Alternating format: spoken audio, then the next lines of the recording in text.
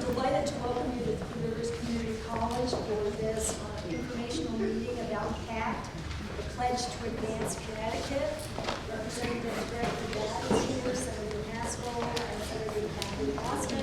I'd like to introduce Rob Steinmetz, who is the Regional Vice President for the Eastern Region, and he'll say a few words, and then we'll begin the program. So thank you all for being here. Thanks, and I share the good afternoon, and I'm so happy that we're here. I'm happy to say that this is the fourth of the 5 colleges in the Capital East region that has been able to have this opportunity to engage in this important conversation. I was in Tennessee as they were building kind of the original program in the country that a lot of the programs that have followed after, and the evolution in Tennessee, if you follow it, has been really encouraging in a lot of ways, that it has increased access to higher education for students, helped to stabilize the community college system in that state, and again has also been kind of a seed that has grown throughout the country. I was then also in Oregon right after they had implemented their own program, and got to also see the great benefits that were evolving there many years after Tennessee had started theirs. So it's just really exciting for me to be able to be here to see how this new program can begin to evolve and help support our students. And no doubt the great relationship that we've been able to have related to the vision that has been led by Representative Haddad and Senator Haskell, that has been supported as well by those who represent this area, really have allowed us to grow a program very quickly that's going to benefit the students in the state. And so with that, I will turn it over for a really great review of what's coming next. Well, thank you all so much for being here. My name is Will Haskell. I represent the total other side of the state, the 26th district. Those are the towns of Westport, Wilton, Weston, Ridgefield, Reading, Bethel, and New Canaan. But I'm so excited to be at Three Rivers and to have an opportunity to see the wonderful work that's happening here, and it really is such a beautiful campus. The way that Gregg and I have typically laid these events out at other community colleges is I talk a little bit about the problem that we hope to address with the Pact program. That's the debt-free community college program. And Gregg will dive into some of the specifics of the policy that we passed in the last legislative session. But before we get started, I just really want to give a shout out to my colleague, Kathy Austin, who I've gotten to know over the last year and has been an absolute champion in fighting for higher education, specifically advanced manufacturing, certificate programs, and college affordability in Eastern Connecticut. None of this would have happened without Kathy, so let's give her a round of applause.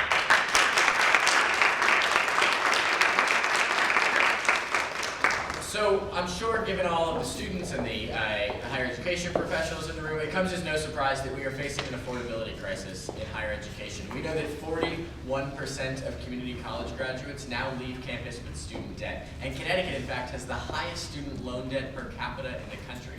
It's not just a problem impacting young people, it holds our entire economy back. It delays the purchase of a first home by an average of 7 years, the realtors tell us. It delays when young people decide to start a family, to buy a car, to launch their small business. When young people leave campus with a cloud of student debt hanging over our head, Connecticut is no better off. In fact, we are a lot worse. At the community college level, we know that tuition has more than doubled over the last 30 years, and that's a problem because state funding for community college scholarships has remained flat over the last decade.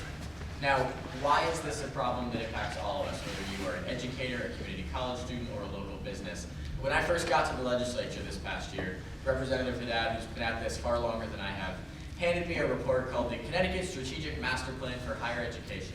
A few years ago, they brought together business leaders, educators, students, policymakers, and all sorts of diverse voices to assess what are the needs of Connecticut going forward. And they found that by 2025, 70% of jobs in Connecticut will require some degree beyond a high school diploma. We have thought for generations in terms of K through 12 education, but it is increasingly clear that in the 21st century workforce, that may not cut it, and we need to make sure that every student, regardless of their personal financial situation or their family's income, can afford to seek a degree or a certificate program of their choosing. That's why we passed the debt-free community college program, not just so that every student has an opportunity to succeed, but also so that every business has access to the highly skilled, tech-savvy workers that they're going to need in the years ahead. I do not visit a business in Connecticut that doesn't, without hearing the words, I can't find young people who are excited to live in Connecticut, to stay in Connecticut.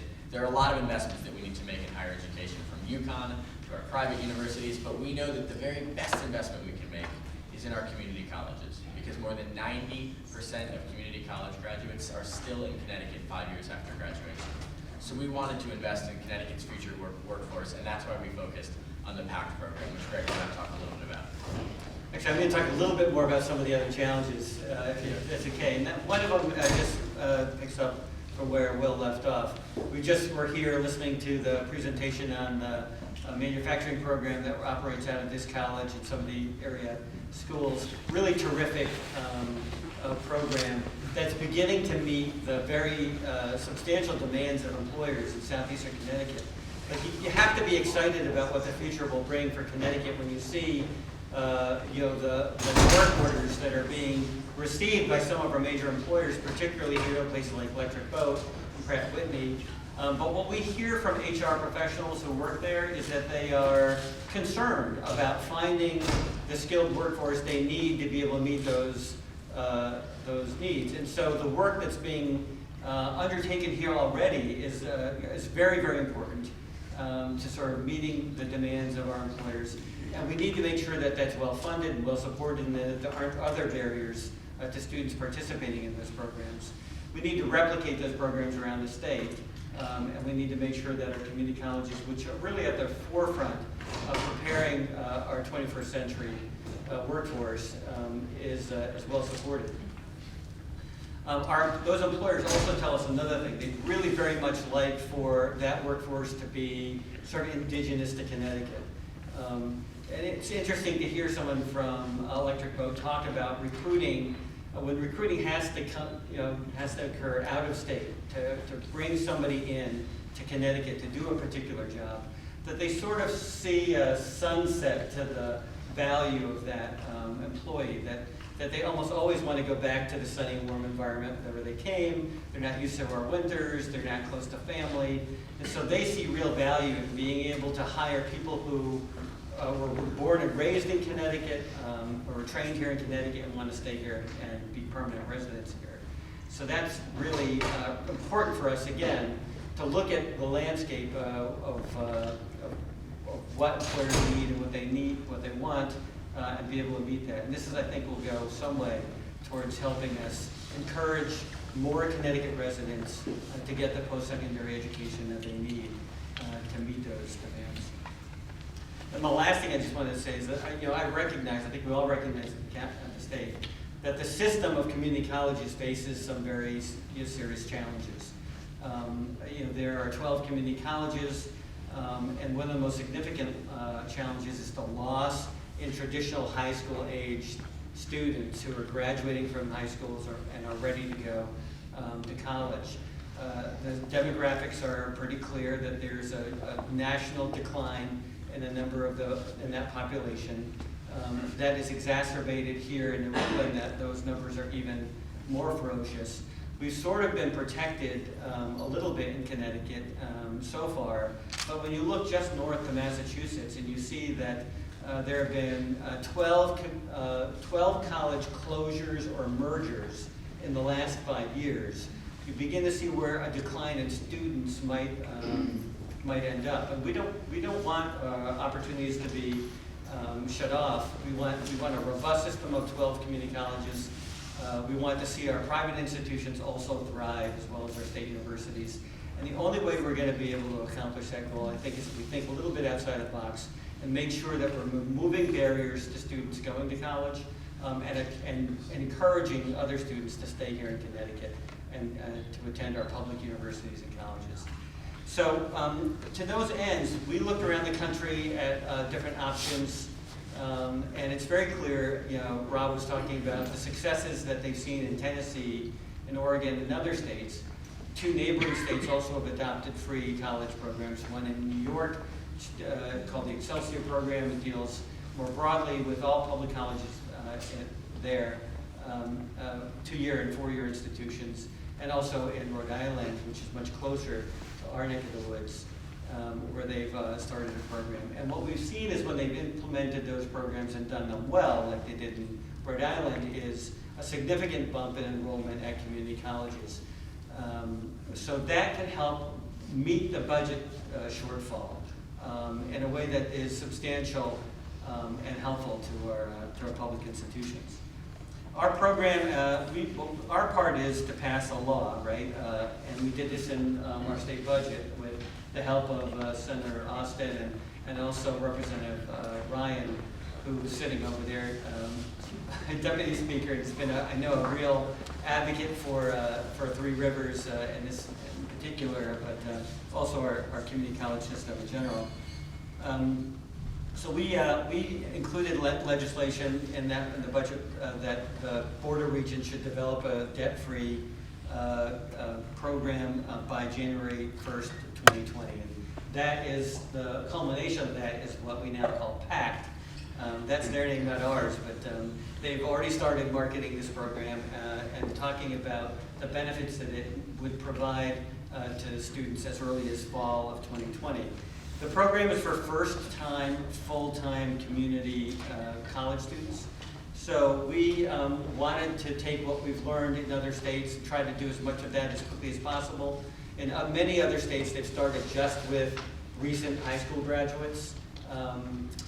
We wanted to see if we could do better than that, so we've opened it to recent high school graduates, but also more non-traditional students who haven't attended a community college yet but want to go back to go through a certificate program or get some additional schooling.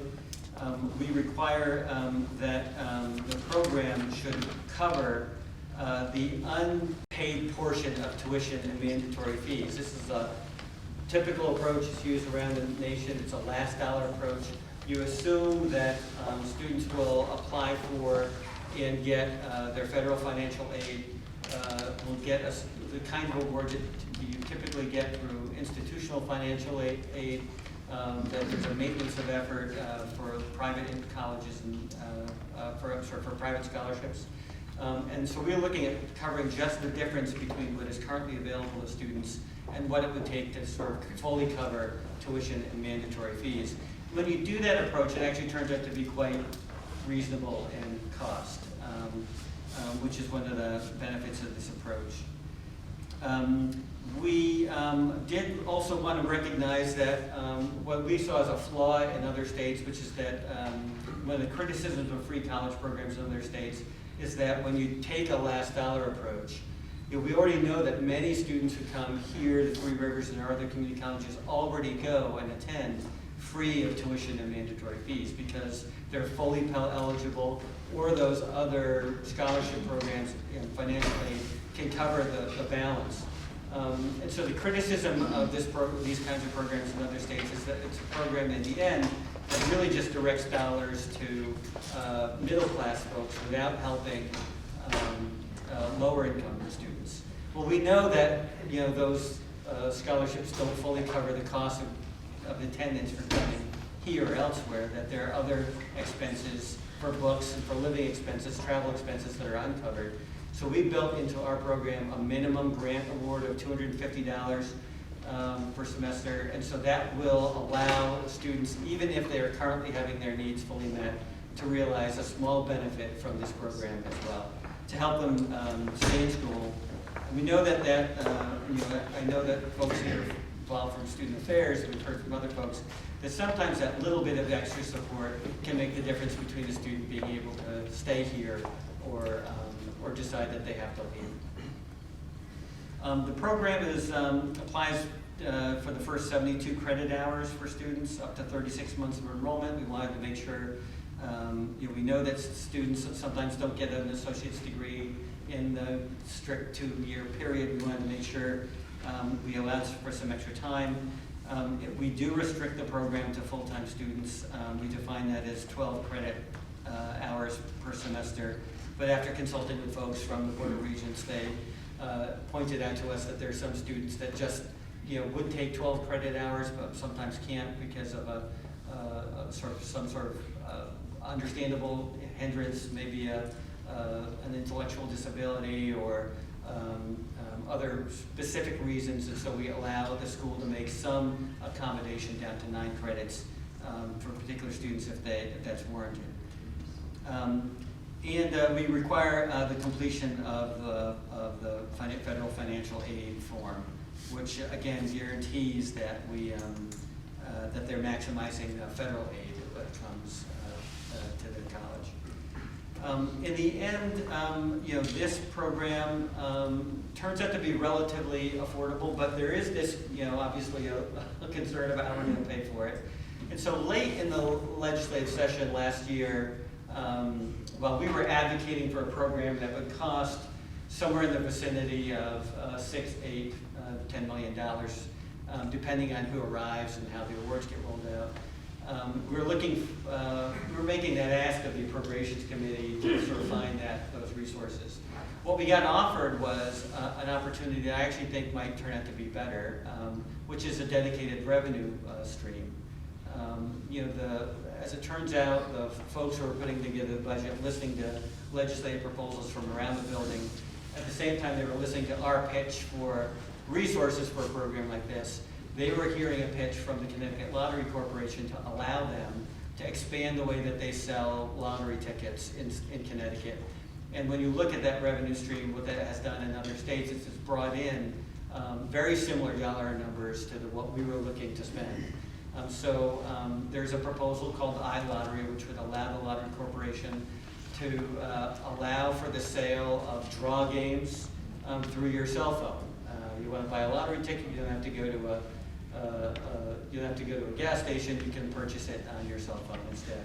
If that gets allowed, that bumps up the revenue that comes to the state through the Lottery Corporation by a more than adequate amount of money over time to be able to fund this program. And so in the legislation we passed, these two ideas were somewhat linked.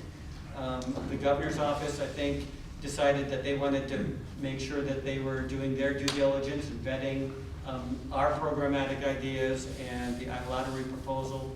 They wanted to make sure that iLottery would be both feasible and sustainable for this program. They're conducting that review. He's required to give us that result by the time of his budget address, which is right around the corner on February 5th when we start our legislative session. But the hope is that he will support the establishment of the iLottery program in a way that will cover the programmatic costs of these scholarships. If he determines that it's not feasible or not possible, then he is required by the legislation to propose some other resources that we can invest into this program so we can meet the deadline of providing starting this program for the fall of 2020.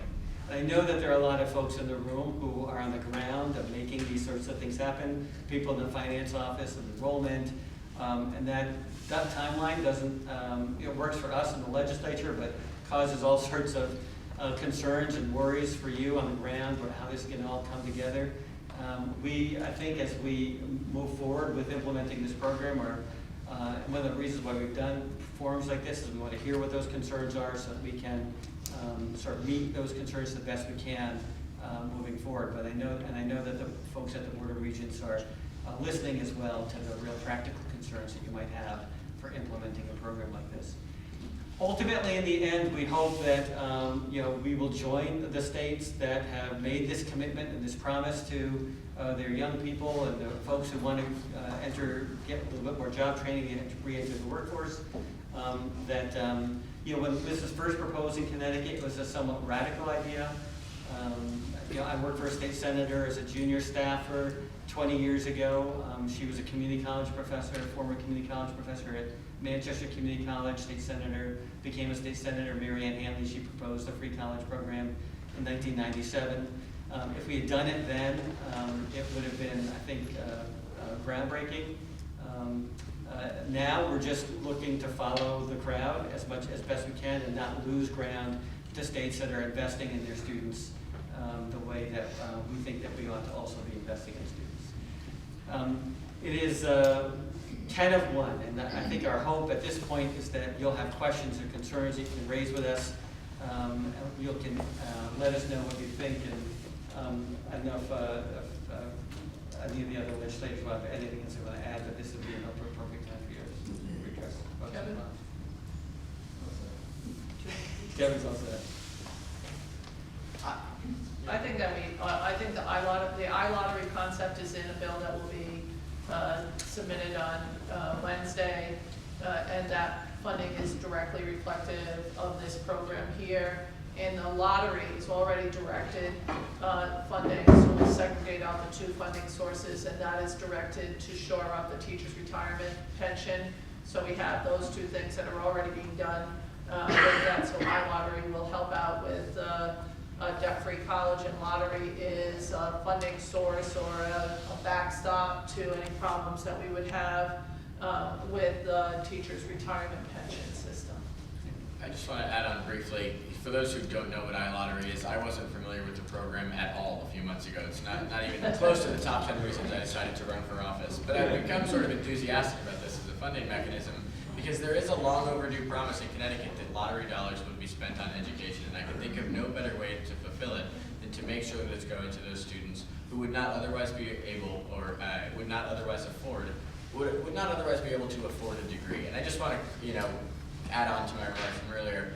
I'm so glad that Rob brought up what's happening in Tennessee. We see it in Rhode Island. We see it in New York. This does not have to be, and frankly shouldn't be, a partisan project. It is a bipartisan economic development tool. We know that at 10 out of 12 community colleges, we're seeing a decline in enrollment at the exact moment that businesses need to see more graduates. And maybe it's not 4-year degrees, maybe it's not always 2-year degrees, it's certificate programs, but it's something beyond that high school diploma. So we have to reverse that trend, and I think this is the best way to do so. I would love to answer any questions that you have. Yes.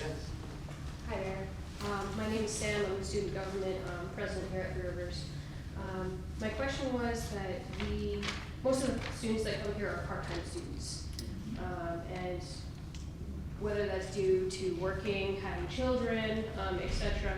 I was wondering, is there any plan in the future to maybe include those students as well, even if they're only going for, say, 6 credits or something of that nature? Because a lot of the students that are coming here full-time, I wouldn't say that they're like trying to juggle jobs as much as we are, because we still have to pay rent, we still have children, etc. And I'm sure that those people do too. However, not all of us can afford the time to come here full-time due to these things that we just have to manage. So. I'll jump in and say, if this program is successful with full-time students, I am absolutely committed to, in the future, doing my very best to expand it. The funding resources in the state are rather limited. I will say that over the next 5 years, iLottery is projected to bring in $60 million, and that far exceeds the cost of what a debt-free community college program for full-time students entails. So going forward, I hope that we can demonstrate that this program works and eventually expand it to part-time students, because you're right, there are so many folks who are not covered by this program as it's currently written. It's a start, but it's not the end, in my view. Yeah, I agree. It's a start at the end. I was at a breakfast earlier today at Eastern, and the students there predictably wanted to know how we could help provide for additional scholarship aid at least, or maybe some free years of attendance at our state university system. When I first introduced this, there was a companion bill that would have paid for the final 2 years at a 4-year institution, and the two could work together so that you could do your first 2 years of study at a community college, transfer to a 4-year state university, and get your final 2 years of your degree paid for there. That to me is sort of like my vision for where I'd like to go. Getting there is, can be hard. These things cost substantial amounts of money, and we are a state of limited resources, especially now as we're trying to pay off all of our old debts. And so we were thinking, putting this program together the way it's currently constructed, viewed it as a first step, sort of the least, I think, in my mind, that we could do that would be helpful and would yield the results that we're looking to yield. But it certainly wouldn't be the end goal in my mind. but that depends on a lot of other factors, and pulling the rest of the legislature along to make that kind of an investment. If this program works well, like Will said, I think that we can make the argument to do more. Thank you for that question. Yeah. With the end goal in mind, what are going to be the metrics for measuring success of this program, both short-term and long-term? And how will you make the determination if the program is being successful and should be continued, or if that money should be diverted to really meet the needs that aren't necessarily met? Another fantastic question. A few things that I'd like to see over the coming years as Pact is rolled out, hopefully successfully. An increase in enrollment. We know that there are students who are deciding to go right into the workforce rather than earn a degree, and we hope that we can convince them through this program to walk onto a campus like this one, even if it's whether it's full-time or part-time. We also would love to see, as Gregg mentioned, there's a $250 minimum grant component for those students who are on the lowest end of the income scale. We've got to do something about food insecurity on college campuses. I think this is the 10th campus community college campus I've visited now, and at every one I've seen a food pantry.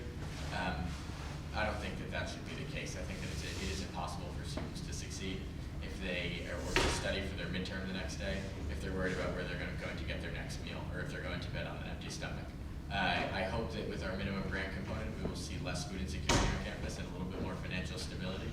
And then finally, I don't think I'm speaking out of turn. I think the Board of Regents would agree. We've got to not just put more butts in seats, but make sure that those students are completing their degree or certificate which they're seeking. So completion rates at community colleges vary widely, but there's room for improvement at nearly every campus. And with this funding, there is an included portion for guided pathways, which makes sure that students have a dedicated advisor who is there full-time to meet their needs and help them work through the complicated course registration process. We know that at some campuses, the ratio of faculty advisor to students is over 900 to 1, and this program, which includes guided pathways funding, will make a small dent, I think, in addressing that problem.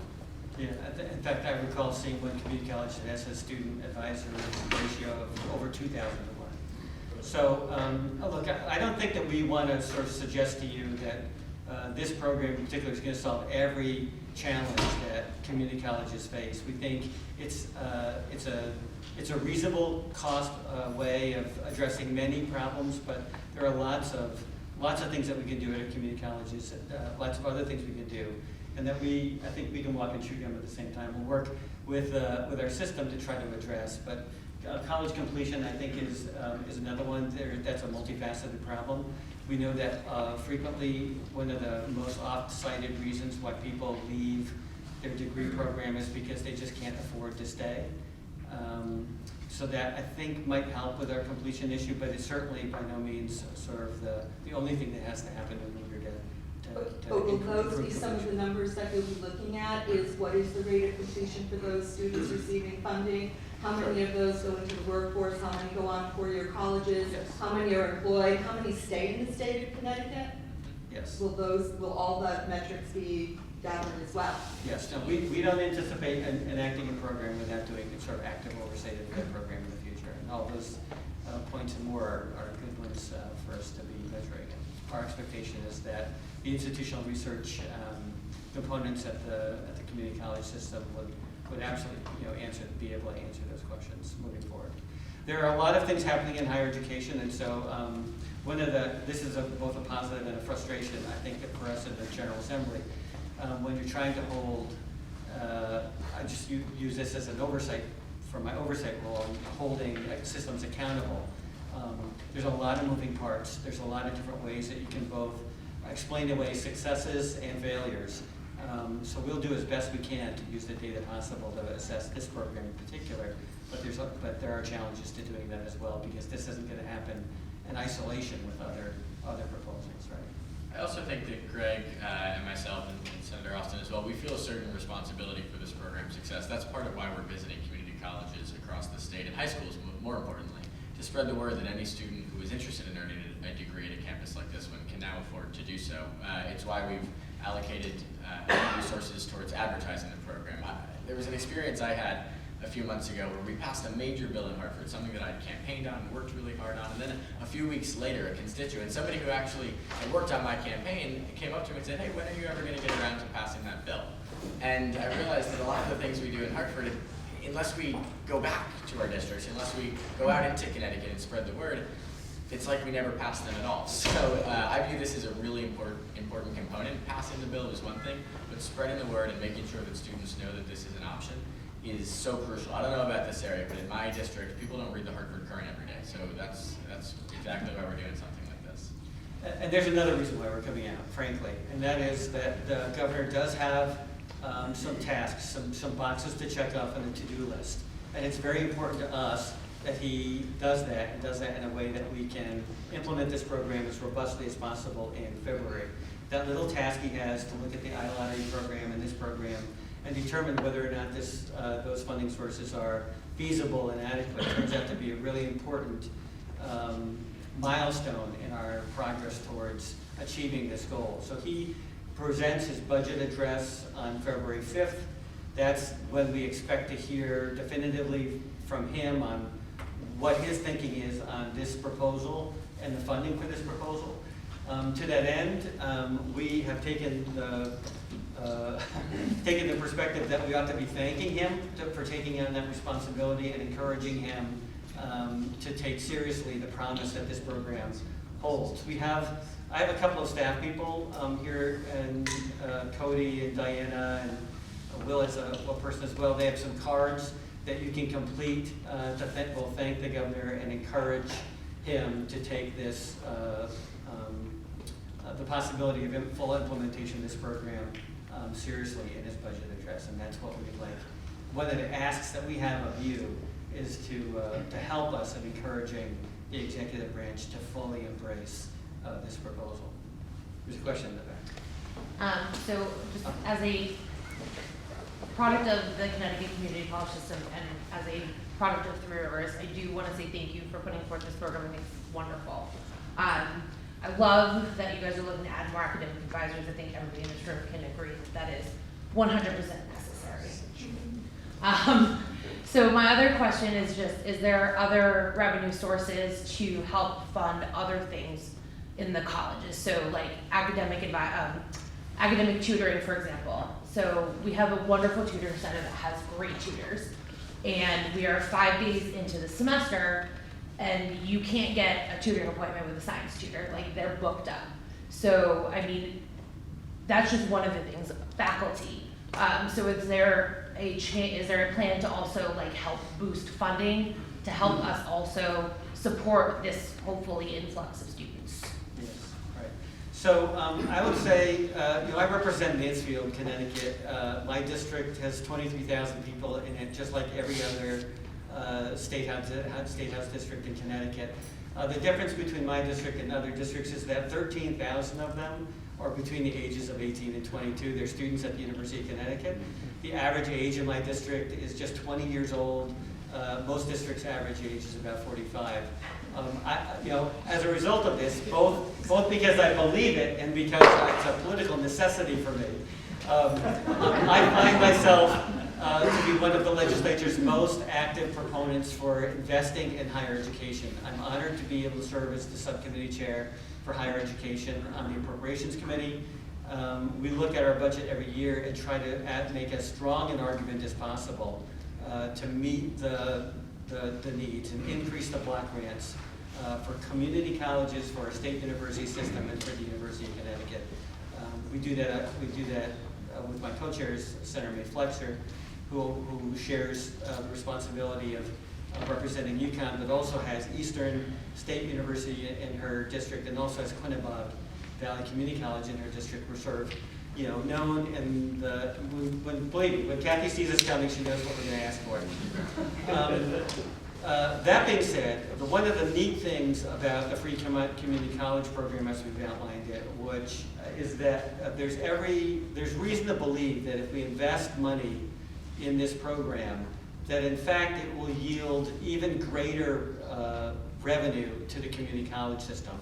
And that's because where they've done programs like this, students, the FAFSA completion in high school increases. They're excited about the prospect of being able to get to take advantage of a free community college program. They complete the financial aid forms at a higher rate. And for many, for the first time, discover that they don't need to access our program. They're already eligible for free college, but because they're fully Pell eligible. And then they also, frankly, learn that since they're eligible for federal aid and other kind of assistance, that's portable. They can take that not just at the community college, but go to a state university or elsewhere. And so the enrollment boost doesn't come just from the people that we're paying for. It comes from people who we aren't paying for, who for the first time become, learn that this is possible for them to go to college. And so for the dollars we invest in the program, for some reason believe that we'll see an even greater revenue boost at the college level. Then that's money that can be used to meet other needs as well. There was another question in the back. Yes. Yeah, I'm Right curious. before, I just want to recognize Chris Soto, who's a champion for higher ed and a former legislator. Thank you for being here, Chris. How you doing? I'm curious about the demographic distribution for people who play the lottery. What % of lottery income comes from families who make 100,000 or more? So I don't have that number for you, but I have dug into this a little bit over the last few months, and it turns out that when you expand lottery to iPhones, you're better able to do two things. Build a market into high earners, those who have a bachelor's degree or higher. I'm not sure why that is, except for the fact that maybe they have iPhones more frequently, or they're more, I'm not sure exactly why. But the other interesting thing is that you're better able to crack down on gambling addiction. It's very hard for the state to do anything about somebody popping into one corner store, buying a ticket, popping into another corner store and buying a ticket. There's almost no tracking mechanism. When somebody is buying every day on their iPhone, for example, the state can step in and offer gambling addiction treatment, offer warnings, advisories, things of that nature. So I'd be happy to circle back and get those. The lottery folks actually have done an analysis because we're not leading here, we're following it. So many other states have done it. I can send you the numbers, but I don't have the $100,000 income rate. I would appreciate that, but I also noticed the use of your verb, the state can do that, not the state will do that. So if I could just talk about the gambling, if you're talking about the gambling anonymous, the money comes directly from two sources for the programs that involve gambling, or the preponderance of the money comes from both the lottery and the two tribal nations that participate in this. And that's where that money comes directly from that initiative. And this is a funding source, so when a lot of people say money that goes into this program, the lottery money or gaming money, the state gives out right now today $5 billion in municipal aid. The preponderance of that is education. So all of the dollars that we get from those two initiatives, less than, one is $300 million and one is about $250 million. It's offsetting the cost of that educational resource. So be aware that that money is going directly to education, because we're spending far more than that on education itself. There's been many different discussions about whether lottery or iLottery is something that is used by the poorest people.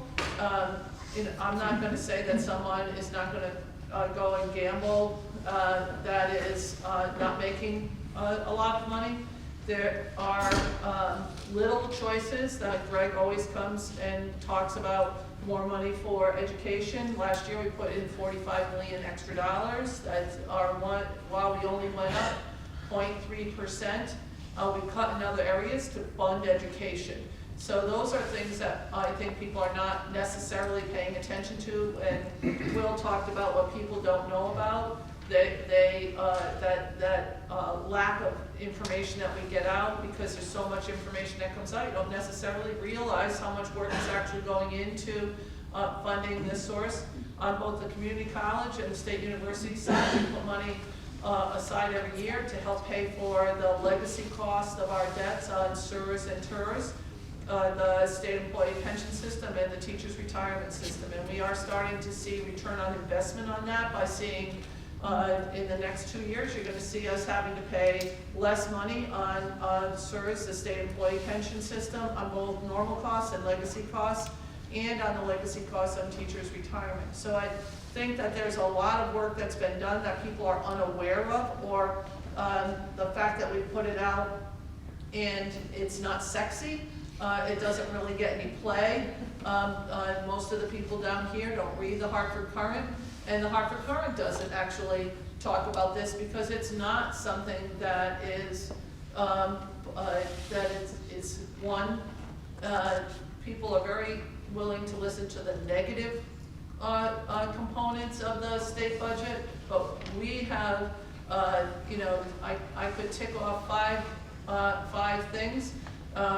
Our costs for state employees are $100 million less this year than a decade ago, at a direct reflection of what people want to see in a smaller state government. Our pension plans are seeing a return on investment because we are actually paying off the legacy debt, which will allow us to fund other things as they go along. Our rainy day fund is the highest in the country. Within the 4 top in the country, we'll be at 15% is what the rating agencies would like to see. We've held our costs on healthcare. We went to Medicare Advantage. That saved $130 million each and every year on costs like that. And we have added real dollars into education from a pre-K all the way up through our state universities. And so, you know, this is something that when Gregg comes to me and says, Gregg and May say, hey, listen, can we put more real dollars into this? We look at it. We think that by finally gaining control, and I give great credit to Governor Malloy because he would not pass a budget that did not include funding for our legacy costs of debt, which is what really put us over the edge. And Governor Lamont has continued with that mantra. So we are working directly on funding these other things, but I think that we should look at this as a global issue, not as a single issue. So we are looking at a number of things across the board. You know, legacy debt can make your eyes gloss over real fast. But let me tell you that as somebody who's looked at it and the impact that it's had on higher education, I can tell you that the negative impact has been a real challenge to higher education, in particular because you have personnel that aren't funded through through the state, and when you have an employee that's not funded directly through the state, funded through tuition dollars or otherwise, we collect legacy debt as a percentage of, we add that onto the fringe rate that gets charged to the institution. So I won't go on and on about it, but it's a real problem and I give Senator Austin, such tremendous credit. It is a real cost driver in the cost of higher education. It's just our commitment to paying off legacy debt has really impacted what institutions have to charge for tuition and fees. And as we're not taking our eye off that ball, although that's a whole nother forum, and you'd have to come with your sleep aids if you wanted to listen to that. But it's really critically important issue, and I give Senator Haas a lot of credit for digging in deep and helping to solve that problem. Two questions with the fall 2020 rollout. So as we're counseling our high school seniors, those students who are enrolled in high school partnership, college career pathway programs, UConn-UCE, the dual enrollment piece, is that going to jeopardize the first year student criteria? As I understand it, will not, but I'm going to defer to our Board of Regents friends who were kind enough to drive out here today. Any college enrollment prior to your high school graduation will not impact your ability to participate. Okay. Kind of going forward from there, once at the community college they did the placement test and they may place in math, for example, that kind of fits them into a course that's like a prerequisite for another course. Would taking a course in the summer, the summer of 2020, factor in, because it's coming after high school graduation, they just want to be able to kind of start their semester off in the course that their major tracks, with full-time enrollment over 2 years, or? It's a great question. I'm going to defer again. So right now, summer enrollment is not included, it's excluded from the legislation. So we want to be very careful about advising students. And right now, we are looking at the system office, and we will shortly have a recommendation out if a college has a specific bridge program versus just a student enrolling in classes. But stay tuned, that will come shortly. Great question, so. Hi. I have a question as far as how is this funding being distributed to, is that going to the BOR? Is it a block grant, a percentage, a set dollar amount? And then also on that, to follow up on that question, is there oversight to ensure that the funding for the Pact is being sufficiently distributed to the individual campuses or the colleges to cover these costs? Because currently, over the last several years, systems office, their spending, their costs have gone up, or their funding has increased over 52%, whereas the individual colleges, their funding has remained relatively flat or with a very small percent increase. And I would just like to ensure that the funding will trickle down to the campuses that actually need to be able to fund these endeavors or this initiative. Yeah, no, I think that's an important question. The line item doesn't exist in the budget quite as yet. That's the adjustment, one of the budget adjustments that we need to make moving forward. Traditionally, the legislature takes a block grant approach to the community colleges, separately the CSU system. There's a lot of interplay, obviously, between those institutions and the way that the central office sort of funds itself as well. Our expectation, though, is that if we create a line item for this, that all of those expenditures will go directly into this program and will meet the needs at the institutional level. We will certainly work to make sure that we call it, sort of back at the budget language. We'll certainly make sure that there's language that makes that sort of abundantly clear that that's what this is being used for. This money will not be allowed to be used for anything else. Right. Okay. At all. At all. To be very clear. That comes from the chair of the Appropriations Committee. Go ahead. Yes, I sit on the foundation board here at Three Rivers, and I'm a big proponent of hoping for the best but planning for the worst. And we're already starting to see some collateral damage in the foundation level with donors not wanting to donate as they have traditionally in the past as a result of this program. They wanted to spend dollars elsewhere. In the event this doesn't work, and this is not funded 5 years from now, and it doesn't work, and suddenly it goes away, it's going to be very, very difficult for the foundations to get that donor pool back. I mean, last year, and Betty will correct me if I'm wrong, it was over $400,000 that we donated through our foundation in the methodology of scholarships. That's going to be a real challenge going forward. There's been a lot of different ideas presented to the foundations about other ways that they could support the schools. Some are good, a lot of them not so good. It's just something where it's really going to be a challenge for the foundations to continue to support the school in the manner that they've typically done in the past. So I don't know how much that was considered and thought about and discussed, but the reality of it is that the foundations aren't going to be as well positioned to support the school the way they have in the past, because the donors are going to be limited. So there's some ebb and flow. Yeah, I'd love to touch on that. First of all, thank you for what you do with the foundation. I've been so inspired in having a lot of those meetings with the foundations across the state as they help students. I don't think that the mission of helping students needs to change in any way, although perhaps exactly how the money is spent may slightly change. Tuition for full-time students may not be a cost that needs to be covered, but we know that students have so much skin in the game aside from their tuition. It's the rising cost of textbooks, simply transportation to and from school, childcare, rent. You know all of this because you work in the field. But in conversations that I've had with foundations, in my neck of the woods, They're looking a little bit more in terms of those non-tangible costs where they can help students in addition to helping the part-time students who aren't covered by the program. Right, but I guess the problem is the perception, the marketing of this, the perception of donors. So that lasts for so long, and that's fine, but once you start chipping away at that money, and you don't get future people donating, eventually that's gonna disseminate.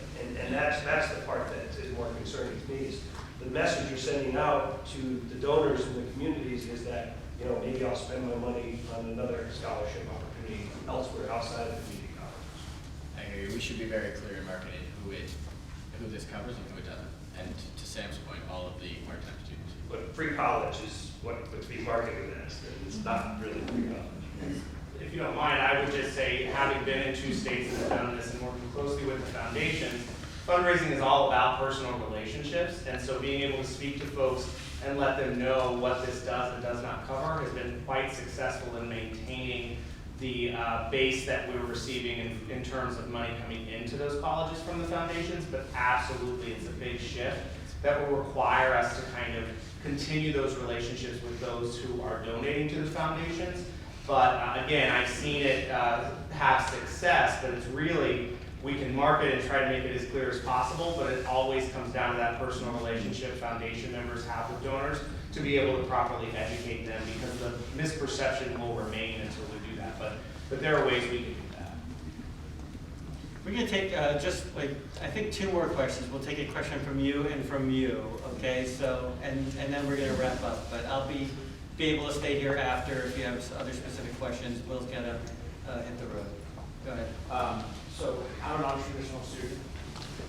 So for non-traditional students who are transitioning from working full-time with jobs that preclude them from financial aid, when they leave those jobs, they aren't approved for financial aid in any way. Is this program going to be designed to cover the entirety of somebody's costs if something traumatic happens? Like, in my case, I got special consideration from financial aid, but I can see where some students wouldn't. So if I left my job that pays me $65,000 a year and then had some medical emergency that destroys me financially, would this program cover the entirety of my costs to go back to school to learn new skills? Yeah. So our program, as we've currently outlined, it doesn't have any income guidelines on it.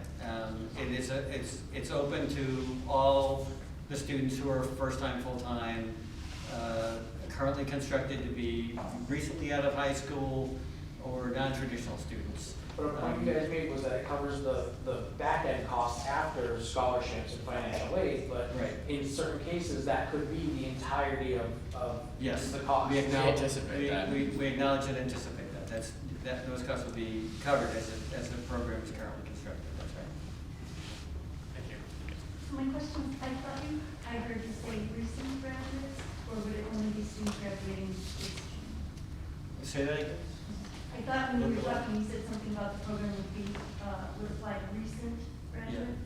Right. So our program is designed to help all Connecticut high school graduates. And then we also had a component that was eligible for all first-time attendees at community college, even if you were a non-traditional student. So that's the current construction of the program. That's the program that we've asked the governor to vet and to fund.